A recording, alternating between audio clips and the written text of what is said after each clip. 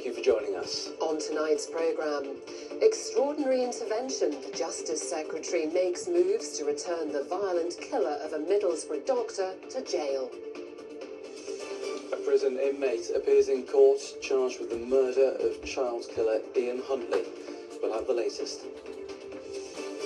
Compound interest. The former students with spiralling student loans tell us the current repayment system is a scandal.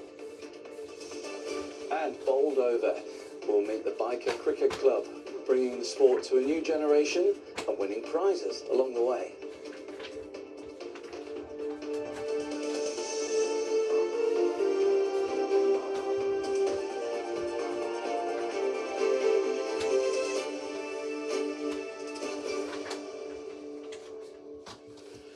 First tonight, the row between the government and the Parole Board over a decision to release one of the North East's most notorious murderers. Reginald Wilson was given a whole life term after he beat the eminent specialist Dr. David Burkitt to death in a random attack at the doctor's home in Middlesbrough in 1990. Despite that whole life tariff, Wilson has now been freed on licence by the Parole Board. In an extraordinary step, the Deputy Prime Minister is demanding a judicial review to return Wilson to prison. Our correspondent Rachel Bullock reports. Dr. David Burkitt was a leading skin specialist living in Linthorpe in Middlesbrough, a stranger to Reginald Wilson, who chose him at random, using a hammer to beat him to death. 36 years later, Wilson is free on licence, despite a long campaign to keep him behind bars. To say I'm massively disappointed that there would be a gross understatement. We accept that the Parole Board is completely independent, but I respectfully think they've come to the wrong decision. Wilson tricked his way into Dr. Burkitt's house by pretending to be a delivery man. He inflicted 17 hammer wounds to the doctor's head and face, leaving him unrecognisable. Afterwards, Wilson evaded police for weeks, sending detectives taunting letters which mocked Dr. Burkitt, bragging about how the murder gave me a buzz better than smack, that he might get addicted, and threatening, "You ain't seen nothing yet." 4 months later, Wilson was caught when his fingerprint was found on a bag recovered from the murder scene. Police raided his home and they found an arsenal of weapons, a sawn-off shotgun, crossbows, and homemade knuckle dusters which he'd embedded with 2-inch long nails. Imposing a rare whole-life jail term, the judge told Wilson he was so dangerous that he should die in prison. But that sentence was reduced to a 30-year minimum term. Wilson, who's changed his surname to Zenson, is now 61. The Justice Secretary has stepped in to demand a judicial review which, if successful, could return him to prison. This man served 36 years. One of the principles of the prison system is rehabilitation. Hasn't justice been served here? Well, I'm a great believer in rehabilitation and redemption, but there are certain cases where the crime is so egregious and so heinous that when the whole of life sentence is initially imposed, in my view, it fitted the crime on this occasion. The Parole Board told us today that the government's objections were considered but refused. However, the Justice Secretary's intervention means that may not yet be final. Rachel Bullock, ITV News, Middlesbrough. A prison inmate has appeared in court charged with the murder of the Soham killer Ian Huntley. The 52-year-old died after being attacked at Durham's high-security Frankland prison. Our correspondent Greg Eastill was in court for today's hearing. Well, this morning's hearing lasted just 7 minutes. Anthony Russell, appearing in court via a video link, sat wearing a grey sweatshirt behind a desk.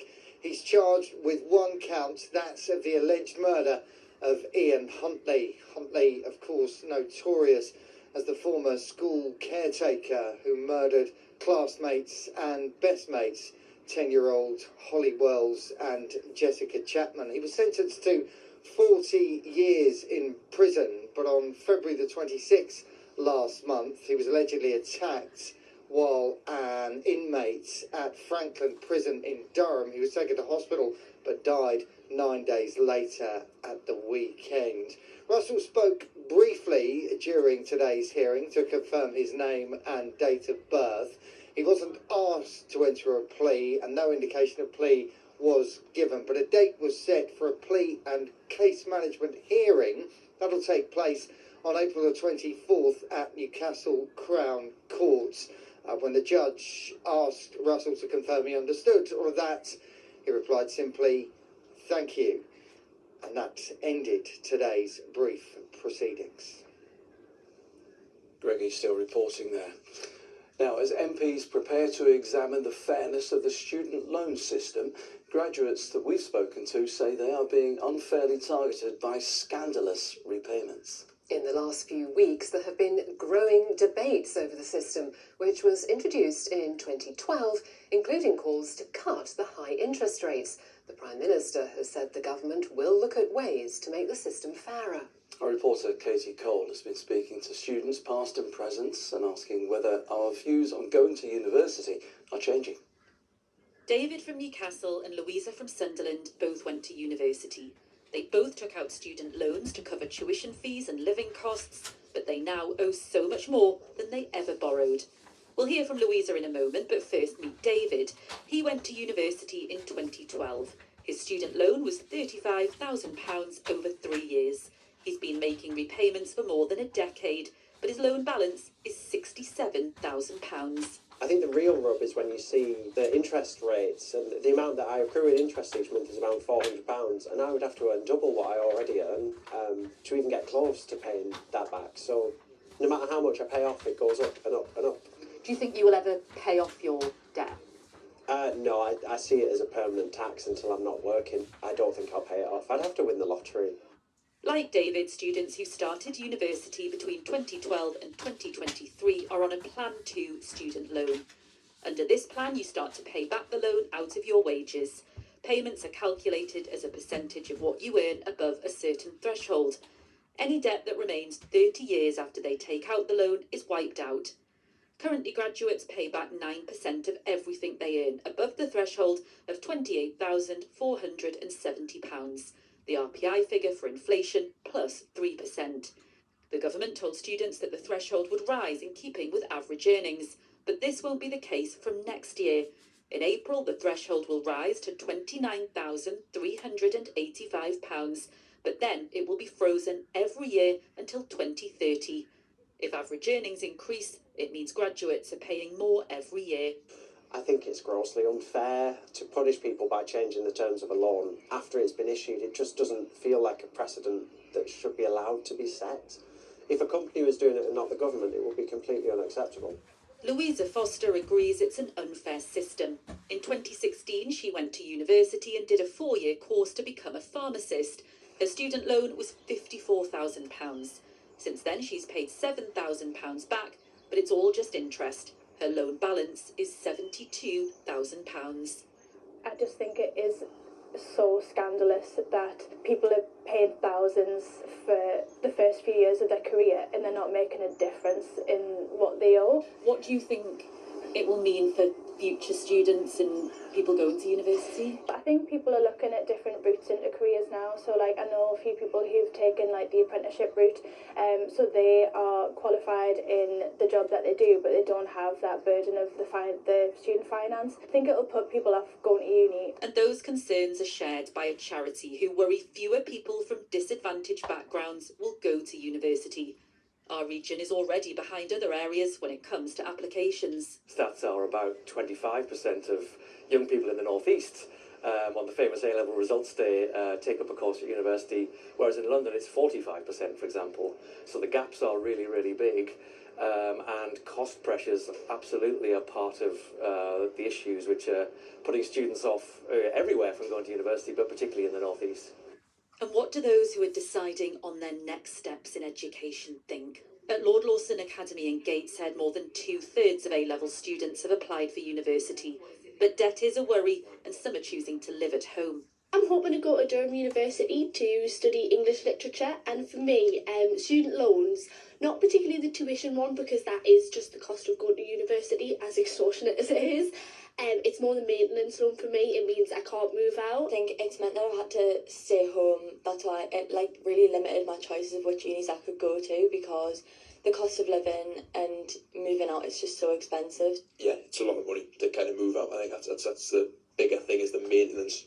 Those high living costs are making some think an apprenticeship may be the better option.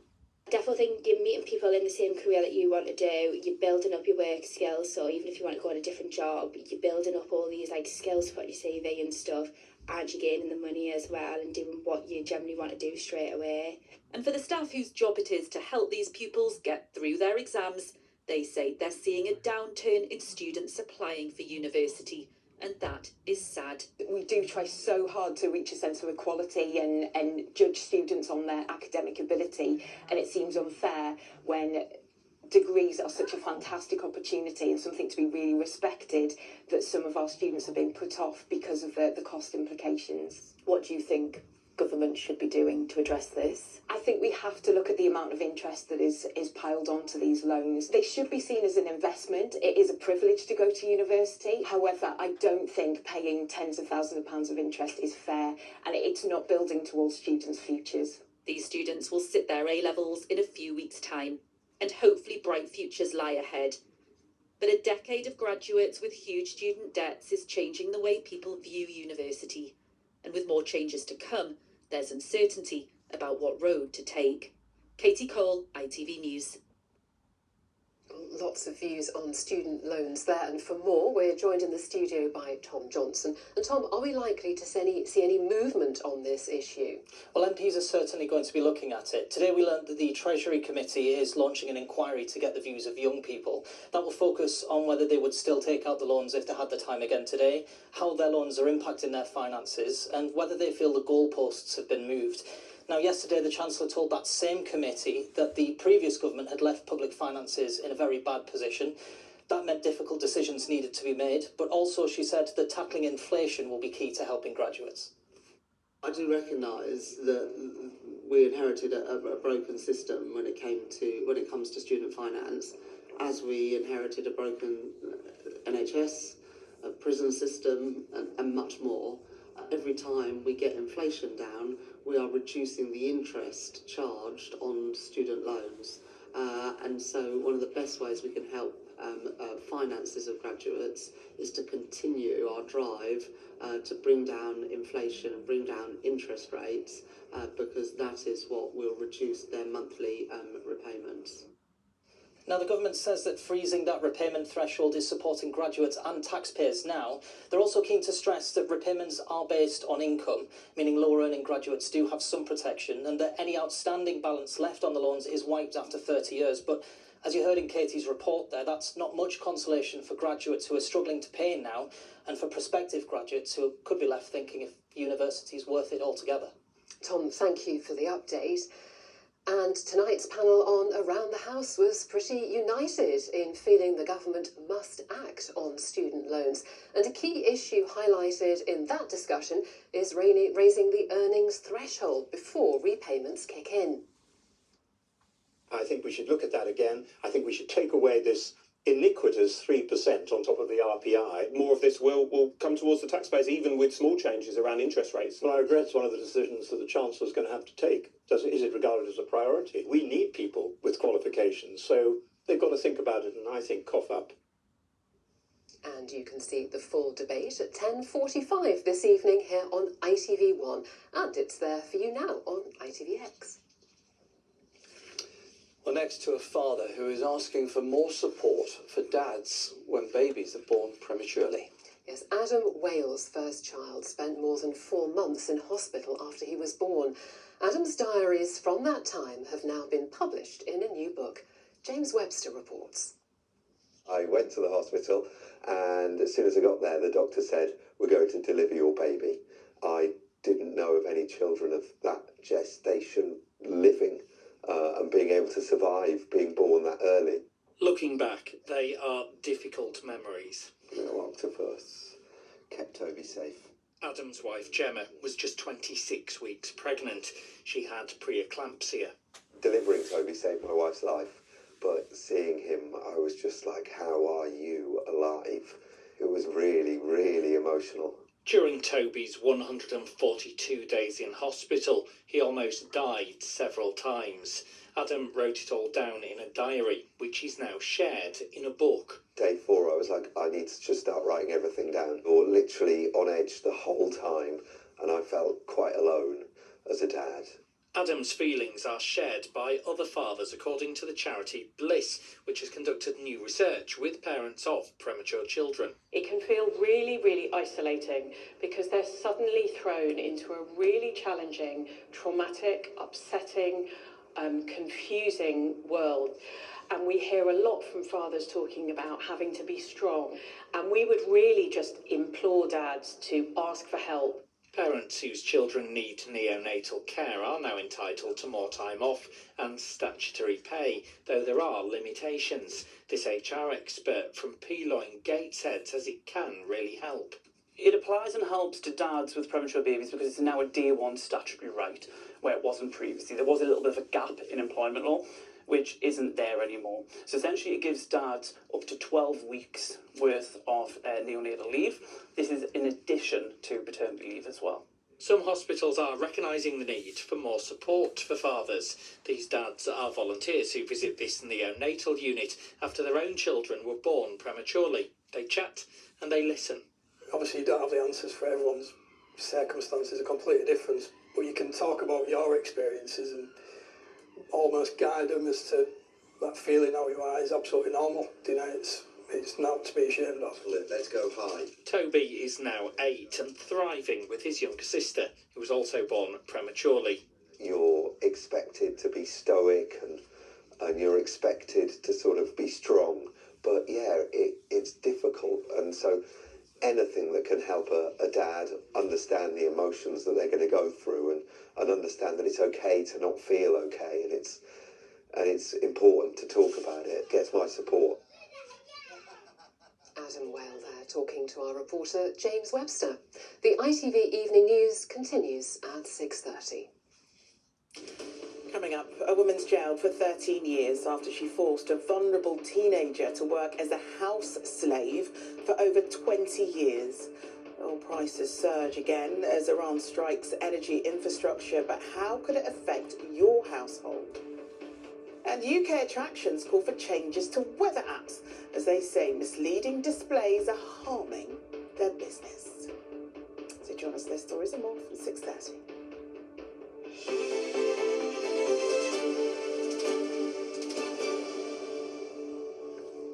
Tonight's programme this evening might be of interest to you if the clutter in your house causes you bother. The programme hears from people who struggle to have a clear out. They talk about why unwanted items and clutter can adversely affect your health and separating out the trash from the treasure. This has been quite a revelation, actually, because we found things that we didn't even know existed. So I think more people should just look in their garages, look in their lofts, and just make a start, don't you? Yeah, and to check out what they've actually got before they just chuck it away, because it might be worth something, and you don't want to be filling landfill with items that could be used again. The Tonight programme, Spring Clean, Keep, Chuck or Cash In, is on ITV1 and ITVX at 7:30. Well, it's time for sport now. And Middlesbrough's head coach Kim Helberg says terrible finishing cost his side against Charlton Athletic last night. Aidan Morris came closest for Borough when he hit the bar, but Connor Cody's second half strike was enough to secure a 1-0 win for the visitors. Middlesbrough missed a host of chances to get level, making it a frustrating night for the Borough boss. The thing is, we have to score. Today the quality in scoring goals was absolutely terrible. I don't think you can create more. It becomes almost ridiculous. The lads did what they did what they could. They were trying, fighting, but the quality, terrible. Well, it was a frustrating night for Sunderland women too, for different reasons. Katie Kitching's excellent free kick put the Black Cats in the driving seat against Nottingham Forest, That was until late penalty drama. Sunderland keeper Katie Lambourne had already saved a penalty in the second half when she gave away another deep into injury time. She saved that one too, but couldn't stop the rebound, and the game finished 1-1. Now, what began as a small community session has grown into an award-winning cricket club, receiving national recognition. The sessions, which are run by African Community Advice North East, have opened the game to a new generation, making the sport more accessible to young people in Newcastle. The group started out with some players who'd never picked up a bat before. They've now been crowned Street Cricket Club of the Year. Hannah Arshad has been along.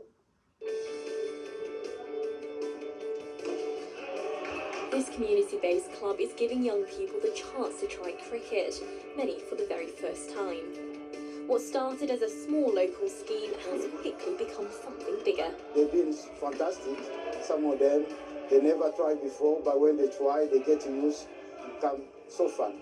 Children, if they don't have an activity, they end up being bored at home and locked inside the house with devices. But giving them an opportunity in a community like ours, it's really great support for the family because children, they have got something to do. And for many here, it's more than just about scoring runs. It's about having fun, be with friends, and feel part of their community. It's the social environment, talking to everyone. It's like being yourself, like enjoying yourself. I found it quite enjoyable because it's good to do stuff outside of school. As a community, we're united, and that's what makes it special, really. The programme is backed by a national charity. It's worked with 110 primary schools across the region, with it running similar clubs like this nationwide. They say sport can be transformational, especially for young people facing barriers. We know that young people face a lot of challenges in modern day society, and we know that physical activity plays a big part in building those bridges and repairing that damage. We've seen data that shows that street clubs help young people to become closer to their community, improves their mental health, it helps them to build confidence, build resilience, to make friends, and all that ultimately will help young people to fulfil their potential in later life. So that's why it's so important that clubs like this continue to thrive. For organisers, this is more than just cricket. It's about shaping character and creating opportunities in the community, lessons these young players will carry long after the final ball is balled. Hannah Arshad, ITV News, Biker. Well, it is great to see so many people playing cricket, but I was just thinking it's just as well they're indoors, because it hasn't really been cricket weather the last couple of days. Street cricket weather, or any sort of outdoor Rain stopped play, wind stopped play. Everything stopped. Yeah, Hexham Racecourse today had to abandon racing because of the winds. And, Not surprised. Quite a bit of disruption today. It's been a week that's given a bit of a gift of everything on offer in March, I have to say, and if you missed out on the cold weather, that's on its way as well. We do have a weather warning in place as we make our way through the next hour or so. It is for those very strong winds. We saw 75-mile-an-hour gusts recorded at Loftus near Redcar, gusts of 59 miles an hour recorded elsewhere in North Yorkshire, 52 miles an hour on the Northumberland coast, so sort of storm-like, if you will. But yes, this wind warning is in place for gusts of up to 60 miles an hour. That's in place until 8 o'clock this evening. And it wasn't just the wind, was it? Let's be honest, the rain played its part too to make today absolutely miserable. This was a satellite and radar from earlier. The bright colours showing the heavier downpours. We've all seen them today. We've seen as much as an inch of rain in places combined with those blustery winds. And that was also the sign of a cold front. So I mentioned the colder weather. As we looked at the forecast, there's also the risk of some winteriness over higher ground. As I say, this week just keeps on giving, is the forecast. An icy start to the day will give way to a series of oohs and ahs. TUI sponsors ITV Tyne weather. So some strong winds and heavy spells of rain for us today. The rain is starting to clear through. Behind that, though, we do have some blustery showers taking us overnight and into tomorrow. Tomorrow is looking brighter but colder, so we do have the risk, where we do have the showers, of some winteriness over the highest ground. There's today's rainfall. It's slipping its way down towards the south. We still have that flow coming in from the west, though, picking up the showers, the blustery winds, and also dragging in this cold air, those temperatures dropping by a fair few degrees as we head towards the weekend. For now, the rain is starting to edge its way down towards the south.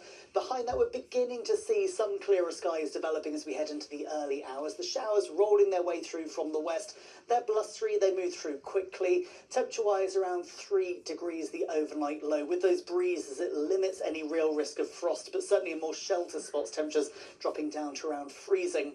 So it's a chillier start into Friday morning. We've got the stream of showers, sometimes merging together, forming longer spells of rain, but they are hit and miss. A few heavier ones in there, but generally they'll be pushing through at quite a pace. We'll get those drier skies in between, brighter breaks, highs of 7 or 8 degrees. So a few degrees lower than we saw today, and once you factor in that wind chill, it's feeling closer to around 3 or 4. So showers taking us through the late part of Friday. Those are starting to disappear as we make our way overnight into Saturday morning. We get some clearer skies, some lighter breezes, a bit of frost around first thing. Cloud will start to increase at times through Saturday, but it is looking like it will stay mostly dry. Into Sunday, a bit more of a risk of some showers, bits and pieces of patchy rain. Wind starting to pick up as well. Temperatures generally holding up at around 9 or 10 degrees.